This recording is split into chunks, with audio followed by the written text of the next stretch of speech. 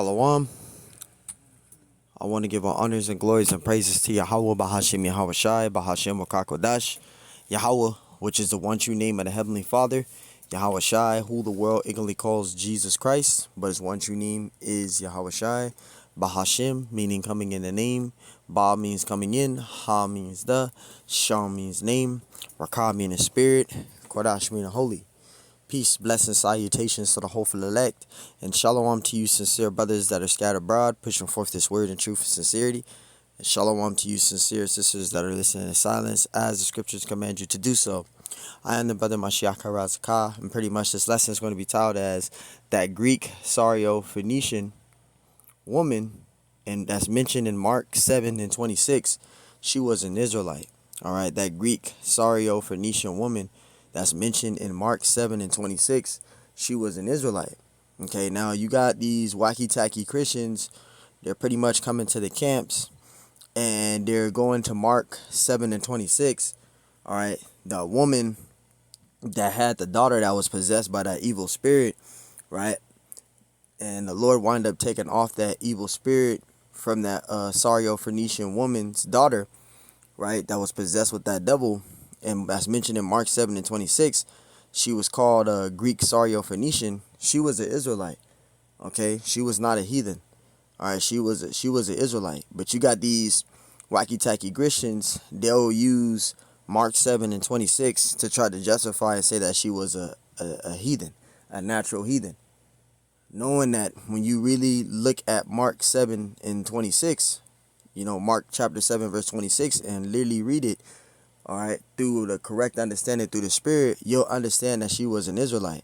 All right, and we're going to prove that in this lesson, that when you go to Mark 7 and 26, that Greek SyroPhoenician woman was an Israelite. Okay, and we're going to prove that in this lesson. So, Lord willing, this lesson is edifying to those of you, that are new in this truth. And this is Mark 7, and we're going to start at verse 25. Mark 7 and 25. It says, for a certain woman, it says, whose young daughter had an unclean spirit, heard of him, and came and fell at his feet. Right? Verse 26. And it says, the woman was a Greek, a SyroPhoenician by nation. It says, and she besought him that he would cast forth the devil out of her daughter. So it says the woman was a Greek and SyroPhoenician. But what we know here of the correct understanding is that the woman was neither an Edomite nor was she a Canaanite. All right, but she was an Israelite. All right, and we're going to keep reading down. Verse 27. But Yahweh Shai said unto her, let the children be filled. It says, let the children be filled, right? And Yahweh Shai is talking about Israel here, where it says, let the children. It says, and Yahweh Shai said unto her, let the children first be filled. All right, Yahweh Shai is talking about the nation of Israel, talking about Israel right here.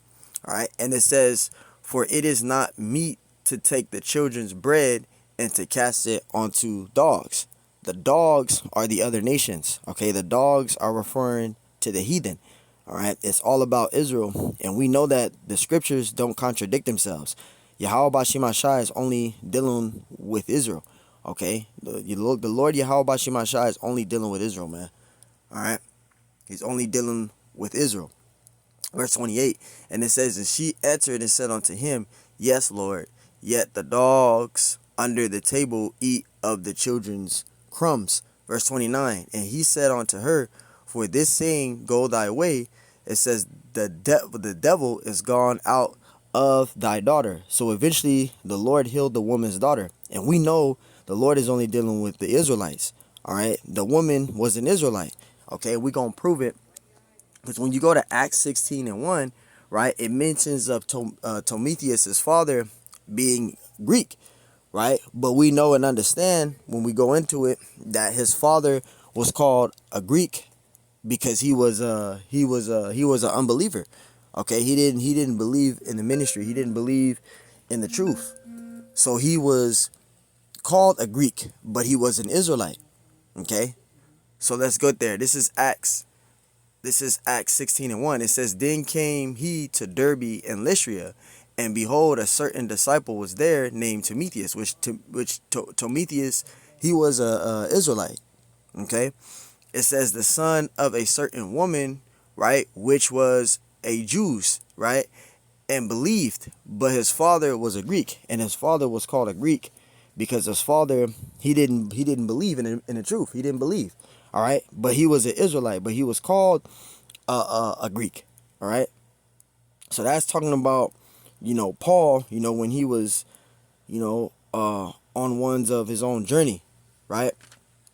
And Derbe and Lystra was a place up there in Asia Minor, which is now called Turkey. All right, but Asia Minor, that's what it was back in the ancient world. It was called Asia Minor, right? Which at that time was ruled by the Romans, right? And we know Timotheus was an Israelite. Okay, so Timotheus, he was an Israelite, right? But his father, he didn't believe. Therefore, the scriptures called him a Greek, right? So when you look up the word Greek, right, it goes into G1672, which we can get right now. When we go into the meaning of the word Greek there, it goes into G1672, right? Which that word Greek, it means Hellenic, right? Which goes into what? Hellenic, right? And it says a Greek, neither by nationality, whether a native of the land, right? The mainland, so like whether a native of a mainland or of the Greek islands or colonies. You see that? You see that there?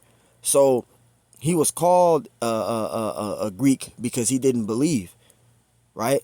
So for the woman, right, the Greek SyroPhoenician woman, that word Greek there, it goes into the scripture. It says Hellenes, right? So we can go to there too. We're gonna go back. We're gonna go back to Mark. So like it, bear with me. Mark 7 and because we read 26, right? Now when you go into the meaning of that word Greek, right? So that word Greek in the man's form is Hellenic. In the female form for Greek is Hellenes, right? You see that? It's Hellenes. So the Sario, so for the woman, right, the Greek SyroPhoenician woman, as the scriptures say, it says Hellenes, right? Hellenes is a female form of Hellenic, and that's what Timotheus' father was. He was a native of the Greek islands of colonies. All right, he was up there in Derbe and in Lystra. Okay, so Timotheus' father was not circumcised. He was of the uncircumcised Israelites. He was an Israelite foreigner. He didn't believe, so he was called Greek.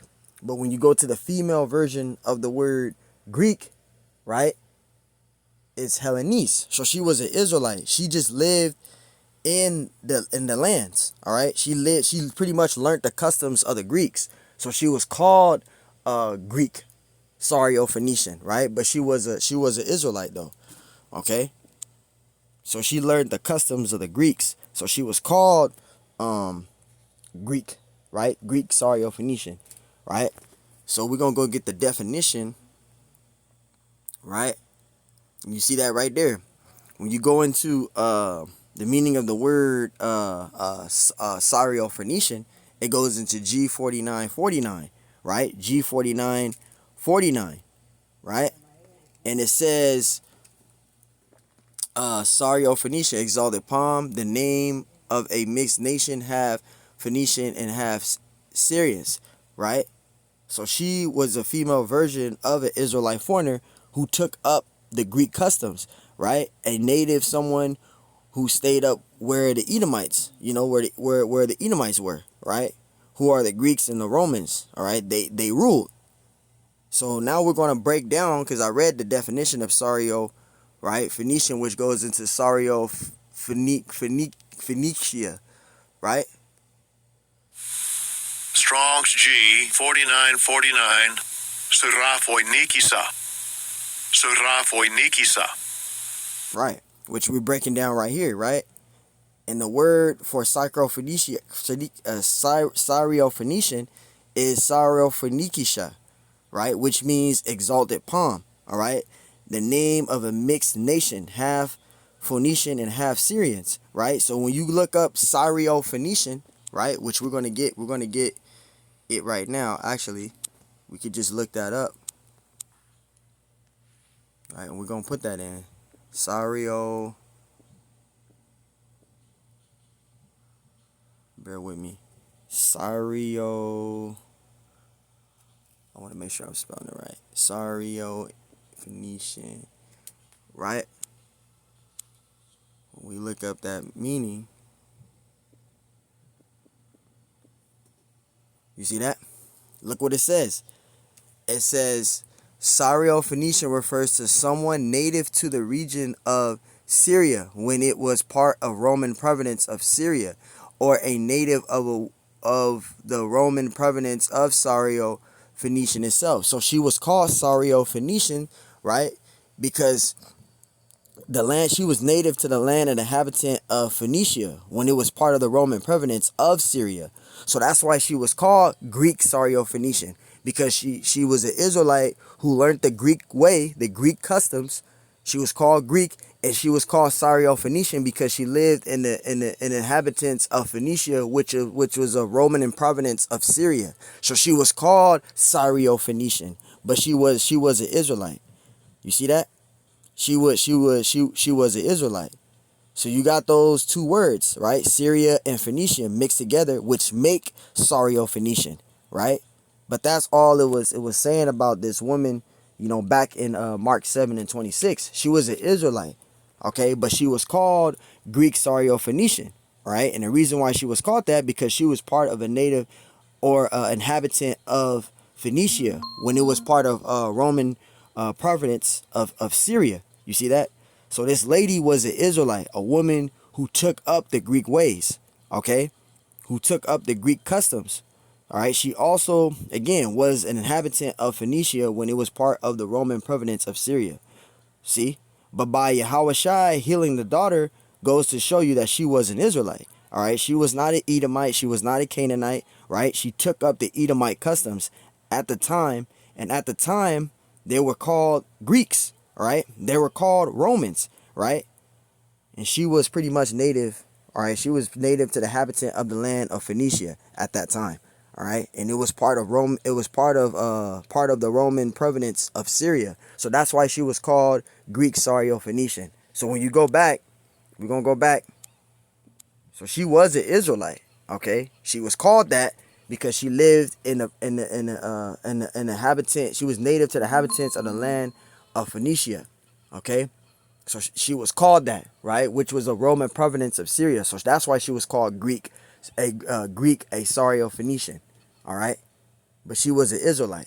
So let's read that again. Mark 7:26. It says the woman was a Greek, a SyroPhoenician by nation, and she besought him that he would cast forth the devil out of her daughter. So she was an Israelite. She was called Greek SyroPhoenician because she took up the Greek customs. That's why she was called Greek. Okay, she learned the Greek way. But she was an Israelite of the flesh, but she learned the Greek way, so she was called Greek, and she was called SyroPhoenician because she was native and inhabitant of the land of Phoenicia when it was part of the Roman province of Syria. So that's why she was called Greek SyroPhoenician, but she was an Israelite. Okay, she was an Israelite. So when you go to Mark 7:26, she was an Israelite there. Okay, again, when you go into the meaning of the word of Greek and the female, it goes into Hellenes, right, which is a female version for the word of Hellenin, which is Greek, right? So she was an Israelite of the flesh. She learned the customs of the Greeks, and she pretty much was in the land and a native to inhabitant of the land of Phoenicia, which was a Roman province of Syria. So that's why she was called Greek SyroPhoenician. So she was an Israelite of the flesh, right? And she learned the way of the Greeks, and she was pretty much native to the inhabitant of Phoenicia, which was a Roman province of Syria, man. Okay? So, hey, Lord willing, this lesson was edifying. So again, when you go to Mark 7:26, that woman was an Israelite. She was not a heathen. Okay? She was an Israelite. Right? And again, when you read through the scriptures, the Lord healed that SyroPhoenician's woman daughter that was possessed by a devil. And the reason why he healed her was because she was an Israelite. Okay? And we proved it. That's why we went to Acts 16:1, going into Timotheus's father being called Greek. He didn't believe in the ministry. He didn't believe. So he was called a Greek, but he was an Israelite. And we know that Timotheus was an Israelite. And his father lived in Lystria and Derbe, which that's in Asia Minor, which is now called Turkey today. Okay? So, again, when you go into the scriptures and you read about Mark 7 and 26, that Greek SyroPhoenician woman, she was an Israelite, man. Okay? She was not a heathen. She was an Israelite. So, hey, hopefully this lesson was edifying. On to the next one. Shalom.